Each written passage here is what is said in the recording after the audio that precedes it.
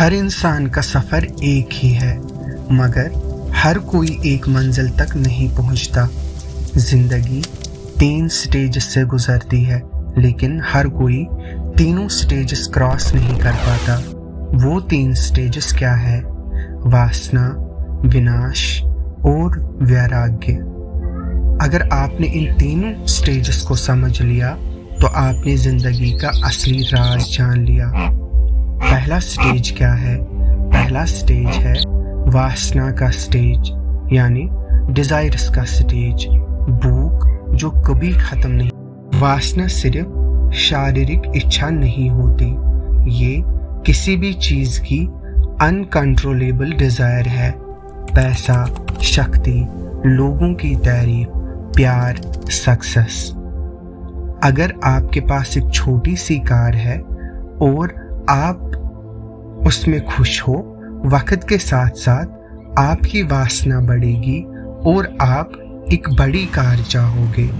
बड़ी मिल गई तो एक और बड़ी चाहोगे, फिर आप एक बंगला चाहोगे, एक और बड़ा ऑफिस चाहोगे और फिर और एक बड़ा एम्पायर। सोचो, एक आदमी है जो जिंदगी भर काम करता रहा, उसने पैसा कमाया, घर बनाया, गाड़ियां ली, लेकिन जब 60 साल का हुआ तो डॉक्टर ने कहा आपको डायबिटीज, हार्ट प्रॉब्लम और जो सुकून पाने के लिए उसने पैसा कमाया था, अब सुकून के बिना ही पैसा उसका कुछ नहीं कर सकता।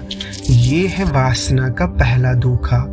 तुम जो चेज कर रहे हो वो हमेशा दूर ही रहेगा।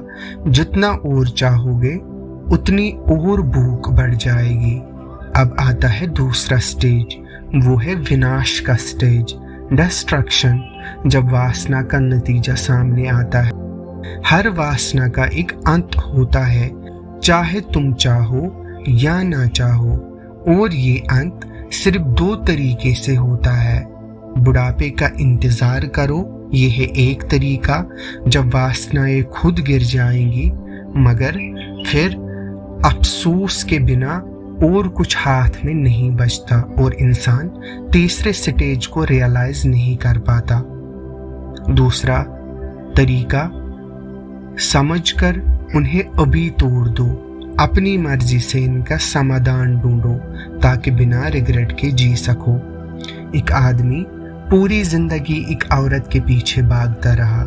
जब शादी हुई तो 10 साल बाद उसने देखा कि जो अट्रैक्शन, जो चीज एक वक्त पे सबसे ज्यादा जरूरी लगती थी, अब वो एक नॉर्मल चीज बन गई। एक बड़ा बिजनेसमैन जो दिन रात काम करता था, अपनी कंपनी एक्सपेंड करने में लगा रहा।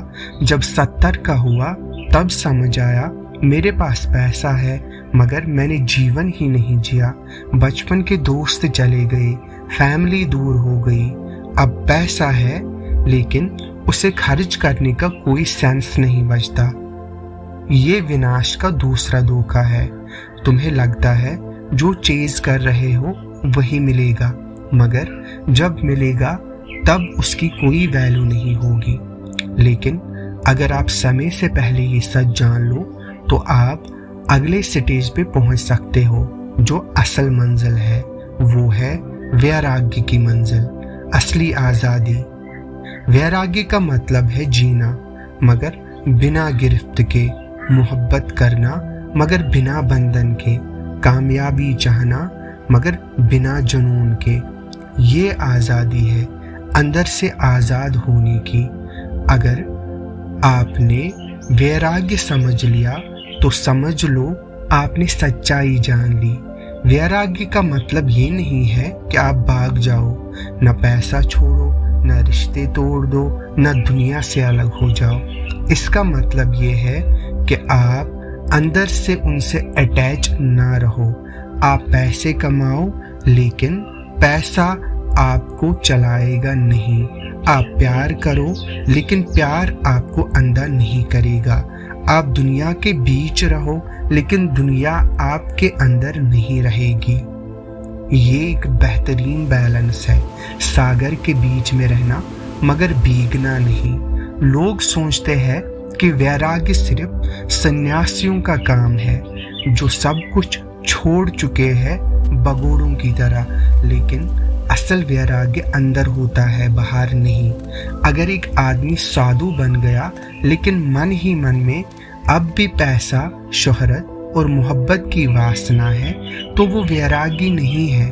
और अगर एक व्यक्ति दुनिया में सब कुछ कर रहा है मगर अंदर से शांत है, वैरागी का मतलब ये नहीं है कि तुम कुछ छोड़ो, बल्कि समझ लो कि क्या जरूरी है और क्या धोखा है। एक आदमी जो पैसा कमाता है लेकिन उसके बिना भी शांत है, वैरागी है। एक इंसान जो मोहब्बत करता है लेकिन अटैचमेंट नहीं रखता, वैरागी है। एक व्यक्ति जिसको जीत या हार से भी डर नहीं लगता, वैरागी है। असल वैरागी ये है कि तुम्हें पूरा हक है सब कुछ जीने का, मगर बिना गिरफ्त के। अब कैसे पहुंचना है वैराग्य तक?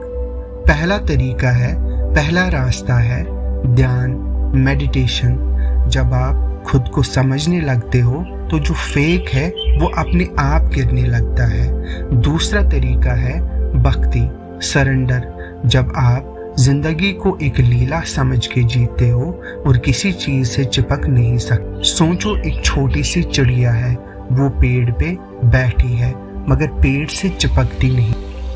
अगर पेड़ गिर भी जाए तो भी उसके पंख है, वो कहीं और उड़ सकती है। वैराग्य का मतलब यही है, तुम्हारे पंख होने चाहिए, जड़ नहीं। जिस दिन तुम समझ गए कि तुम्हारे अंदर का सुकून किसी भी चीज पर डिपेंड नहीं करता, उसी दिन तुम असल आज़ादी महसूस करोगे। और जो आज़ाद है वो असली जीवन जीता है।